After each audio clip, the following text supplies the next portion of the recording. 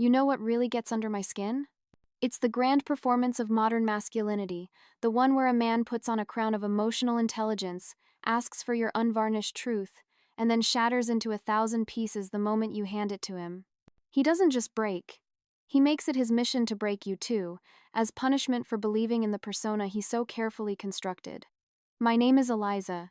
I'm 30 years old, and I've just survived the most psychologically absurd breakup of my life, a detonation caused by something that shouldn't matter to any functional adult in this century.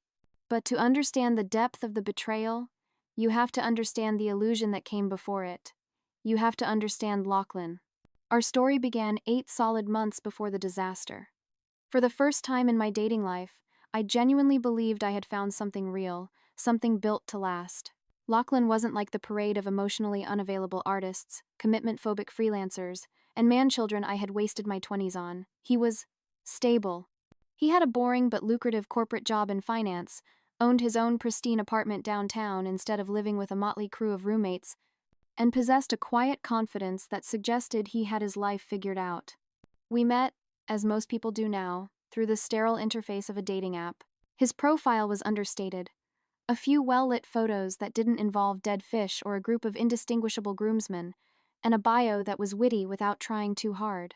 Our first date was at a trendy coffee shop with exposed brick and overpriced lattes. I went in with my usual armor of cynical expectations, but he disarmed me within minutes. He asked thoughtful questions about my work and client services, not just the polite, "So, what do you do?" but follow-ups that showed he was actually listening. He remembered the name of my sister, who I'd mentioned was going through a messy divorce, and later asked how she was doing. He seemed genuinely interested in getting to know me, the person, not just the potential conquest. It was a refreshing, almost startling, departure from my usual type. For the first several months, our relationship felt effortless, like slipping into a warm bath. He planned real dates, reservations, at restaurants I'd idly mentioned, wanting to try. Tickets to an indie film festival, a weekend trip to a charming coastal town. He never just sent a lazy, late-night, "You up?" text. Money was never weird. Bills were always split fairly, without the awkward dance of who owes what. He didn't play those infuriating psychological games, deliberately waiting hours or days to respond to a text to maintain some imaginary upper hand. He was direct, consistent, and emotionally present. I honestly started to think, so this is it. This is what a healthy, adult relationship is supposed to feel like. Lachlan had a tight-knit group of friends from his college days: Reese, Gideon, and Sterling. They were a package deal, all of whom had married their college sweethearts and settled into suburban domesticity with alarming speed. They treated Lachlan like some kind of bachelor hero, a lone wolf who had managed to evade the trap of early marriage for this long. They had their guys' nights every couple of weeks, a ritual I genuinely appreciated. It meant Lachlan had his own independent social life, his own world outside of us, which I saw as a sign of a healthy partnership. The only thing that ever gave me a slight pause was the way his friends would sometimes make these passive-aggressive little comments about modern dating culture whenever I was around. They'd make supposedly innocent jokes about how complicated and messy everything was nowadays, wistfully recalling the simpler times when they were all dating in college. They'd lament the rise of dating apps and what they called the paradox of choice. Lachlan would usually shut those conversations down pretty quickly, sensing my discomfort and deftly changing the subject. I brushed it off. I figured his friends were just stuck in an outdated, slightly provincial mindset, but they seemed mostly harmless, and Lachlan clearly cared about them deeply. It wasn't a red flag, maybe just a pale pink one. What I loved most about Lachlan was the sense of implicit trust between us. Our relationship never felt like a police interrogation or a background check. He knew I had a past, just as I knew he had one. It was an unspoken understanding between two 30-year-old adults. We had never gotten into those awkward, detailed conversations about numbers or specifics, the kind of talk that serves no purpose other than to plant seeds of insecurity that can ruin everything good between two people. I thought we were both mature enough to understand that everyone has a history. What truly mattered was the present, the beautiful connection we were actively building together. Our physical chemistry was incredible. We almost never argued about anything important. He had even started dropping hints about me meeting his parents during the upcoming holidays, a milestone that felt both terrifying and wonderfully significant. For the first time in years, I was genuinely allowing myself to imagine a real, tangible future with a man. Maybe we'd move in together when his lease expired next year. Maybe, after that, we'd start talking about timelines for engagement and marriage. Everything was progressing so naturally, so healthily. For once in my dating history, I wasn't constantly overanalyzing every single text message or searching for hidden meanings and red flags. I felt completely and utterly secure about where we stood. Looking back now, I should have known that kind of security was a fragile illusion, too good to actually last. The conversation that destroyed everything happened on a completely random Thursday evening in late fall. There was no foreshadowing, no ominous music in the background. It was a night painted in the hues of domestic bliss. We were at Lachlan's apartment, sprawled across his ridiculously comfortable sectional couch, surrounded by the pleasant debris of a Thai food delivery. A trashy reality dating show flickered on the massive television, the kind of mindless entertainment perfect for a lazy weeknight.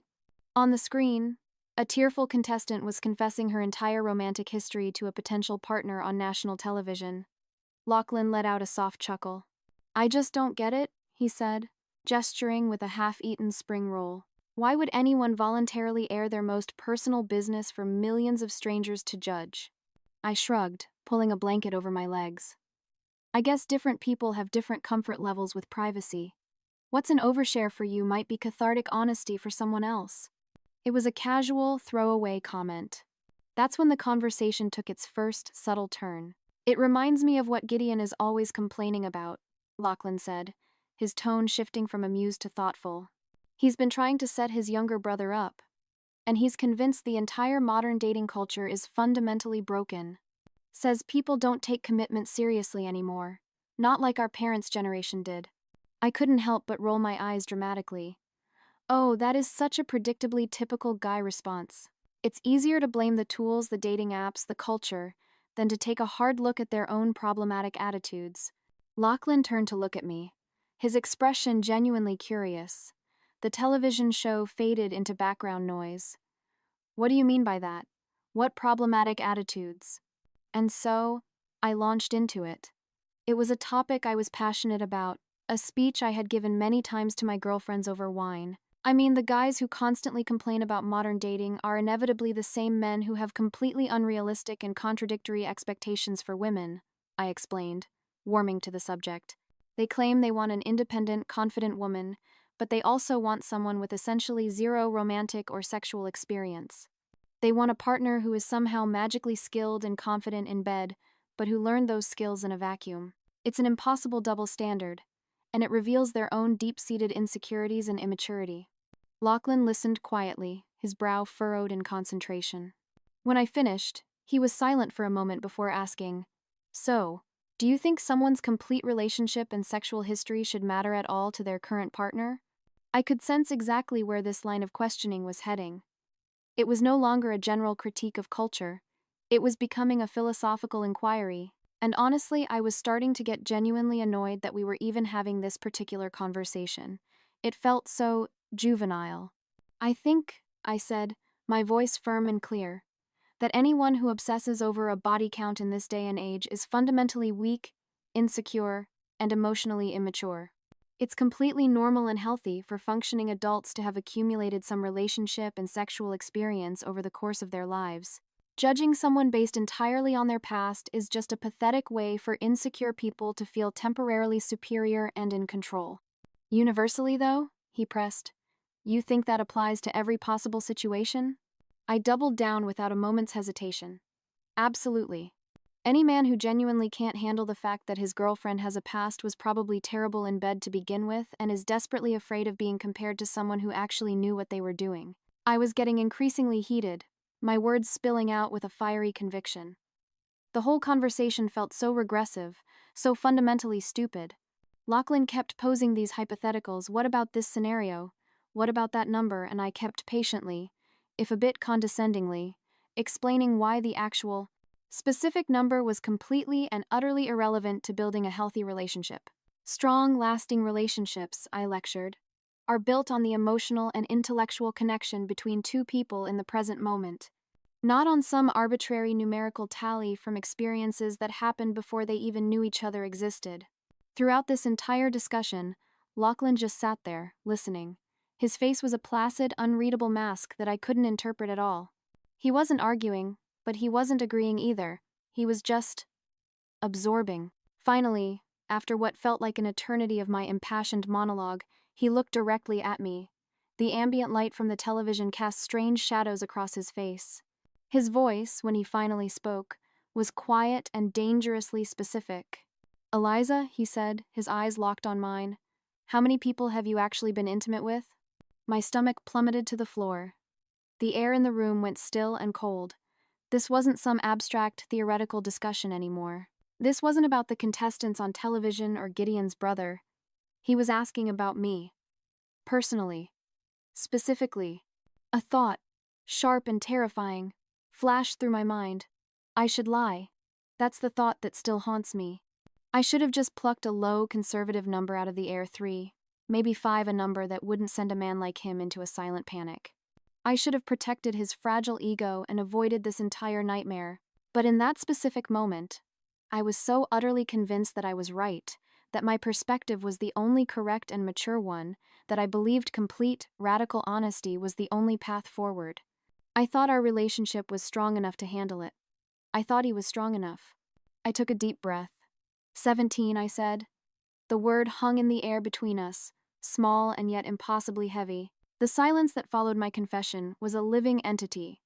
It filled the space between us on the couch, thick and suffocating.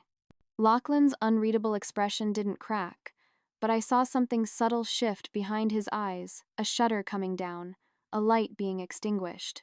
Panic began to prickle at the edges of my bravado. I rushed to fill the void, to contextualize the number, to explain it away. "Look," I said, my voice a little too high, a little too fast. The vast majority of those experiences were in college and my early 20s. It was a time of exploration, of figuring out what I actually wanted and needed in a serious relationship. I specifically mentioned the 5 guys I had been with during the past 2 years, because I wanted him to understand that I wasn't just randomly hooking up with people. I had been actively and intentionally looking for something serious and long-term. It just hadn't worked out for various compatibility reasons. Oh, I went on, telling him detailed stories about how dating different types of men had taught me valuable lessons about what I absolutely did not want in a life partner. I framed it as a journey of self-discovery, one that had ultimately led me to him, making me appreciate what we had together even more deeply. Each of those past relationships, I concluded, trying to sound wise and mature, was a learning experience that helped me develop better judgment and recognize real compatibility when I finally found it with you. Throughout my entire, rambling explanation, Lachlan just sat there, nodding slowly, thoughtfully, but it was a detached nod. His body language had changed.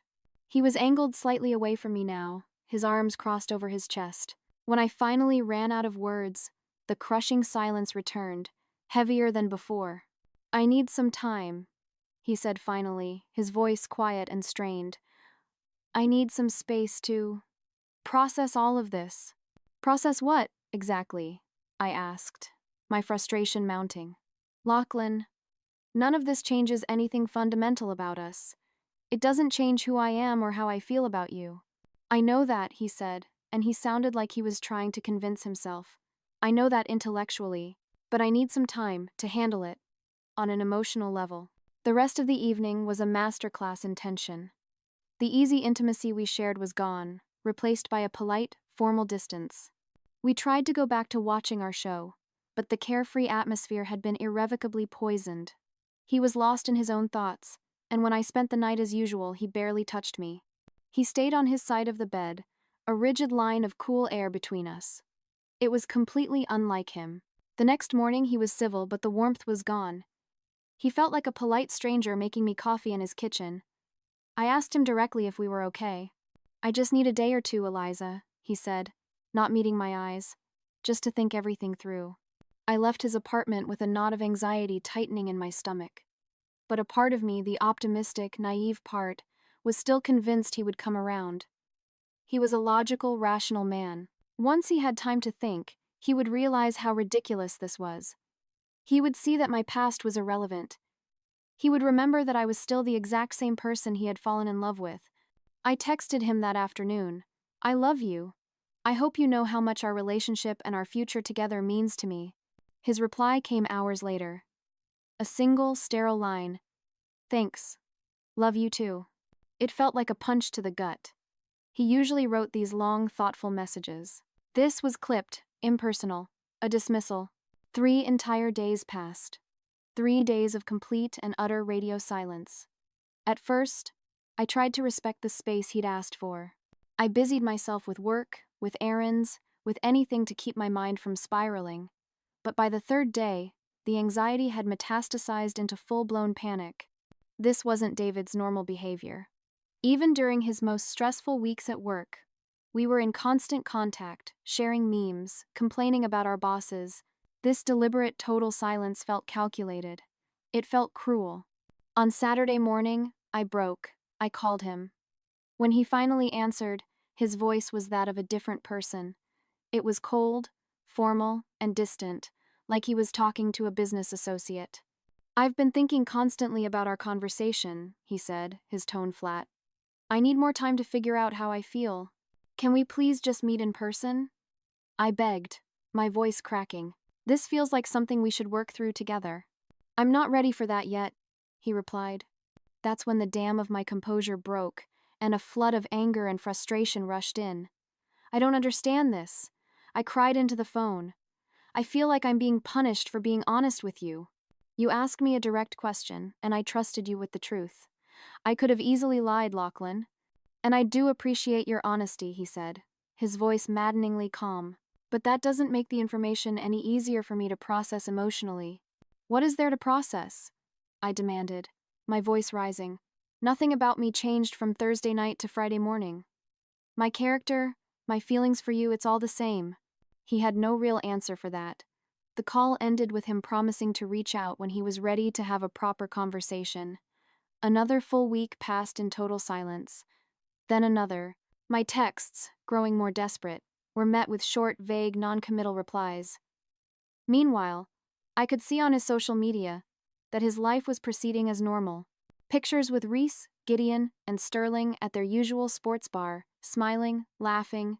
It was a special kind of torture, watching him live his life, while mine felt like it was suspended in a state of agonizing uncertainty.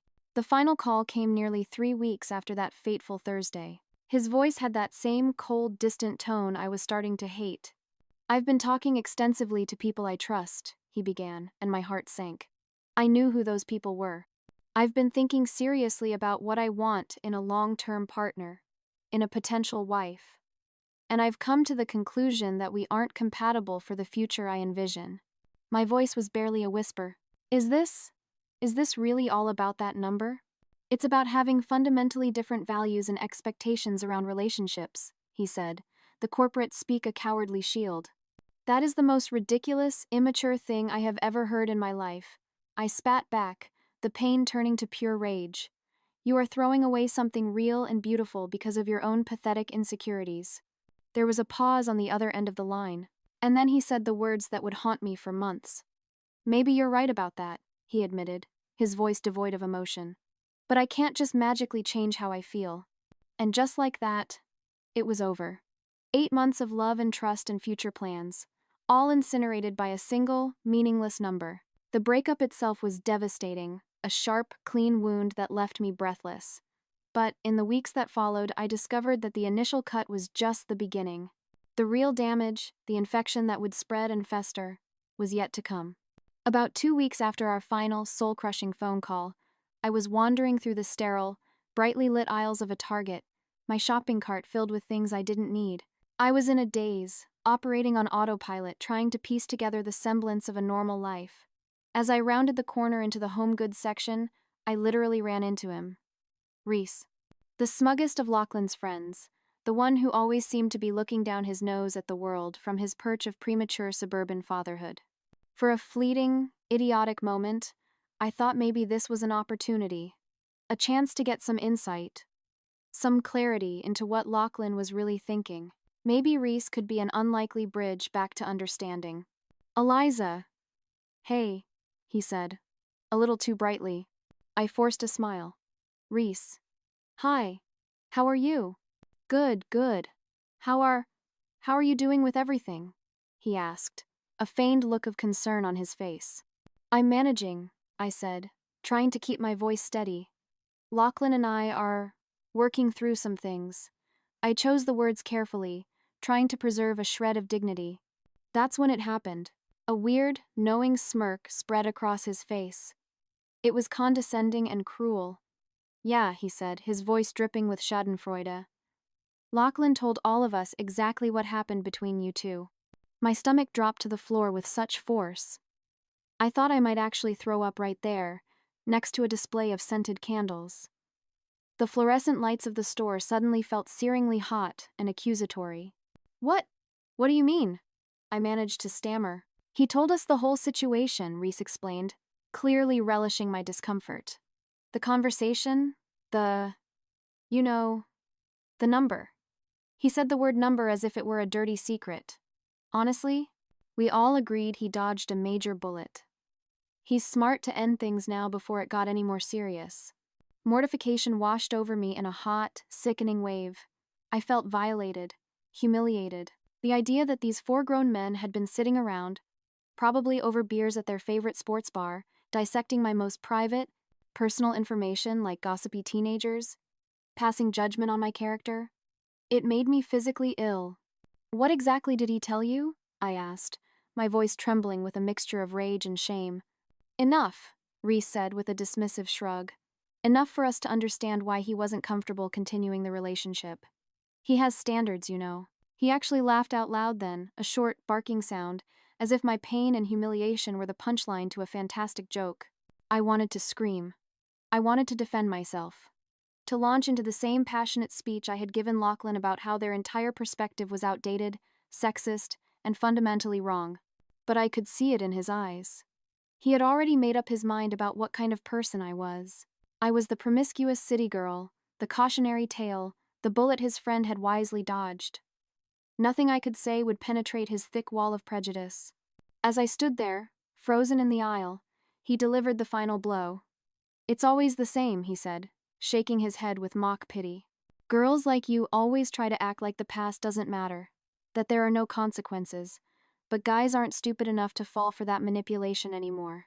The entire conversation lasted maybe 5 minutes, but it completely destroyed any lingering foolish hope I had of working things out with Lachlan. It was a brutal, public execution of my character. I realized that not only had Lachlan rejected and abandoned me over his own insecurities, but he had also deliberately and maliciously humiliated me. He had taken the truth I had given him in confidence, a truth he had asked for, and served it up to his judgmental friends as entertainment. He had handed them the weapon to shame me with, and they were using it with glee. I abandoned my shopping cart in the middle of the aisle and walked out of the store, my face burning. The world outside felt hostile and alien. I had been judged and condemned by a jury of men I barely knew, based on a private conversation that should have remained between 2 people. The betrayal was no longer just about a breakup.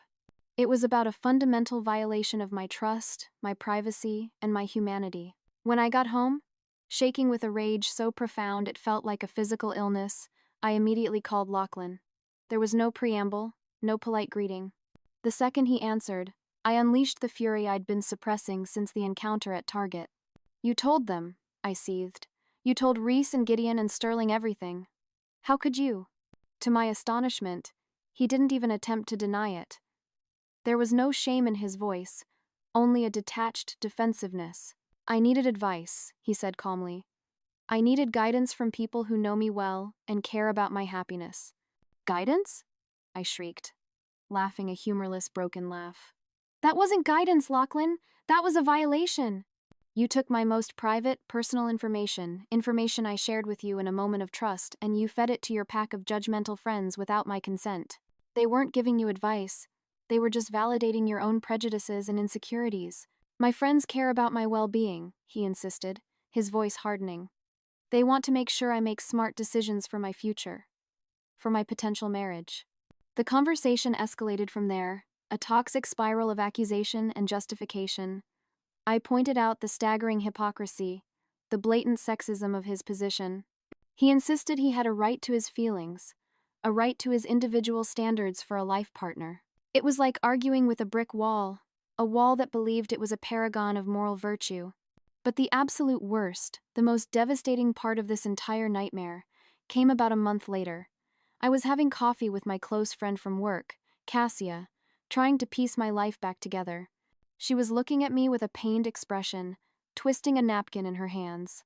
"Eliza," she began hesitantly, "I heard something really disturbing, and I don't know if I should tell you." My blood ran cold. "Tell me." Apparently, Reese's girlfriend knew someone who had gone to college with me. And somehow, through this tenuous social connection, the story of my high body count had made its way through multiple, interconnected social circles throughout the entire city. It had become a piece of salacious gossip, an entertaining anecdote to be shared over brunch and cocktails. And like a game of telephone, the details had become completely twisted, exaggerated, and distorted along the way. "They're saying," Cassia said, her eyes full of pity, "that you bragged about it. That you were proud of sleeping with tons of guys, and that you tried to make Lachlan feel guilty and insecure for caring about your promiscuous past." Absolutely none of it was true. Not a single malicious word. I had shared my history in the context of a serious, philosophical conversation, as a testament to the journey that had led me to him. But in the court of public opinion, convened by Lachlan and his friends, the actual truth had become completely irrelevant. Once a rumor like that starts to spread, it takes on a life of its own. It's a stain that you can never fully wash out. I felt violated on a level I had never experienced before. The thought of strangers, people I had never met, discussing my private life and judging my character based on a grotesque caricature of the truth, made me feel sick every single day. It was a public shaming orchestrated by the man I had loved and trusted. I tried reaching out to Lachlan one final time. My call went straight to voicemail. I sent a long, pleading text, begging him to at least set the record straight with his friends, to tell them the context, to stop the spread of these lies. His response, when it came hours later, was the final nail in the coffin of the man I thought he was. "I can't control what other people choose to talk about," he wrote. "Maybe you should have considered the potential consequences before being so cavalier about sharing your history." The blame was shifted, once again, entirely onto me. It was my fault for being honest, my fault for trusting him, my fault for not anticipating that he would be a weak, gossiping coward who would use my vulnerability against me. That message made me realize the truth. Lachlan was never the mature, decent person I had fallen in love with. That person was a carefully crafted illusion. The real Lachlan was just another emotionally stunted man-child who couldn't handle dating an actual adult woman with real-life experience. His obsession wasn't with values, it was with his own inadequacy. Shortly after that, I found out through mutual acquaintances that he had already started dating someone new. A 4-year-old who worked at his company in some entry-level position. The words people used to describe her were always the same: sweet, innocent, and inexperienced. Every time I heard them, I wanted to throw up. It just perfectly confirmed everything I had originally said in that fateful conversation. Insecure men don't want a partner. They want a pristine trophy, an untouched canvas on which they can paint their own importance. It's pathetic. It's a desperate attempt to feel special, to possess something no one else has had, all to soothe their own deep-seated fears about their own performance and adequacy. The stain of his betrayal was spreading, and he was already moving on to a cleaner slate. For a while, the humiliation was a physical weight. It followed me everywhere, into the office, to the grocery store, into my dreams. Every new person I met, I wondered, have they heard? Do they know the twisted, ugly version of my story? The betrayal had not only broken my heart, it had stolen my sense of safety in the world, making me feel exposed and judged at every turn. But I refused to let Lachlan and his chorus of gossiping friends be the authors of my story. I refused to be a victim, a cautionary tale whispered about at cocktail parties. The anger that had once been a destructive inferno inside me began to cool, hardening into something else. Resolve. I started to talk. Not to defend myself against the rumors I knew that was a futile effort, but to reclaim my own narrative.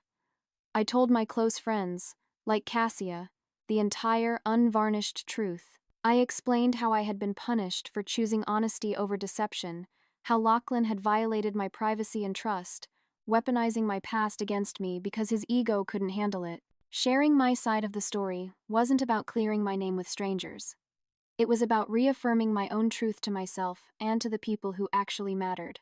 The experience, as brutal as it was, became a harsh but invaluable lesson. It was a baptism by fire in the art of spotting red flags. The subtle, passive-aggressive comments from his friends were no longer a pale pink flag in hindsight. They were a blazing crimson banner of an incompatible and toxic value system. A man who asks you to bare your soul and then recoils in disgust isn't seeking intimacy. He's conducting an audit. And I would never again subject myself to that kind of emotional inspection. I didn't become bitter, but I became wiser. I learned to be more strategic, more careful about what personal information I choose to share and, more importantly, when I decide to share it. Vulnerability is a gift, and I will no longer give it to someone who hasn't unequivocally proven they are worthy of receiving it. I'm doing perfectly fine now. For the record, I've started dating again, cautiously at first, but with a newfound clarity. I've met men who are more mature, more secure men who understand that a woman's past is not a measure of her worth but a collection of the experiences that shaped her into the person she is today. Men who see my history not as a liability but as evidence that I have lived and loved and learned. As for Lachlan and his judgmental, gossiping friends, they can keep their precious, innocent girlfriends, who, if they have any sense, are probably lying about their pasts anyway to avoid this exact situation. They can live in their carefully constructed world of fragile masculinity and outdated, sexist ideals. This whole ridiculous, dramatic experience didn't break me. It forged me. It taught me to recognize my own value with a certainty that no man's insecurity can ever shake again. I know exactly what I bring to a relationship: honesty, experience, self-awareness, and a refusal to shrink myself to fit into someone else's narrow-minded box. I will not apologize for my past decisions or pretend to be someone I'm not, just to make an emotionally stunted man feel better about his own inadequacies. If anything, Lachlan gave me a gift. He exposed his own weakness so spectacularly that he inadvertently revealed my own strength, and that is a truth more powerful than any number.